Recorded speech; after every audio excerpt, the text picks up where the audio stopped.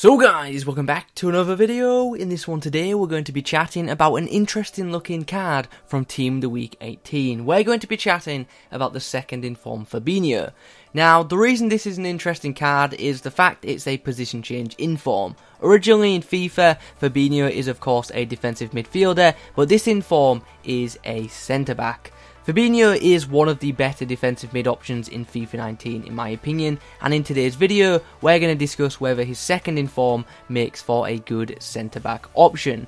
At the time of recording, this card costs around it actually costs over 400k, and even after everyone's opened their rewards on Thursday, I'd still imagine that Fabinho will remain relatively expensive due to his position, his rating, and the links he now gets in Ultimate Team.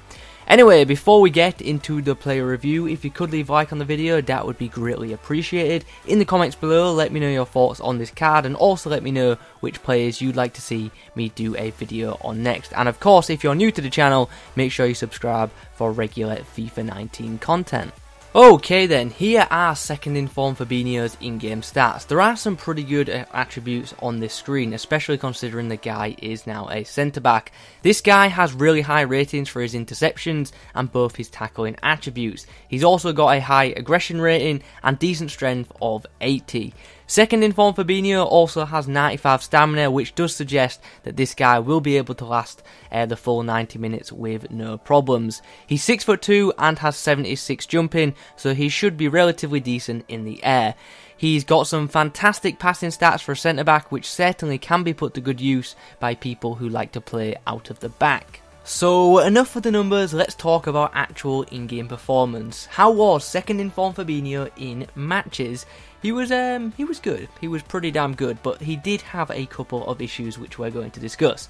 First of all, let me say, I was happy with his pace, not just how quick he was when running, but also with how quick he was to react to situations. He's a mobile centre-back option, and he tends to turn quicker than most other centre-backs. His positioning though was something that I wasn't too happy with. Now, I didn't have a problem with him shooting out of line or anything like that. My issue with his positioning was the fact that this guy, when he gets forward, he sometimes stays forward, and when I'd go on counter-attacks, he'd sometimes end up joining in, which left space at the back. I believe these positioning issues are due to him having a much higher attacking positioning stat than most other centre-backs. When defending though, I thought Fabinho was pretty solid. The guy is relatively strong and he's also aggressive, so he is able to force would-be attackers off the ball with ease when he gets hold of them. He also makes plenty of interceptions, which obviously is very pleasing.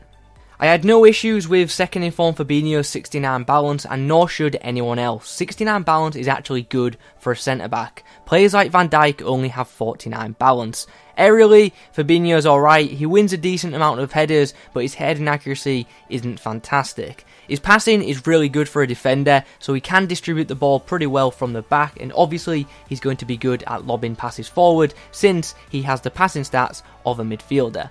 Overall, I'd say I'm pretty happy with this card's performance. Aside from the positioning issues, it's a pretty solid centre-back card. However, I don't think it performs like an 87 rated centre-back, and I certainly don't think it's worth its current very high price tag, so do bear that in mind.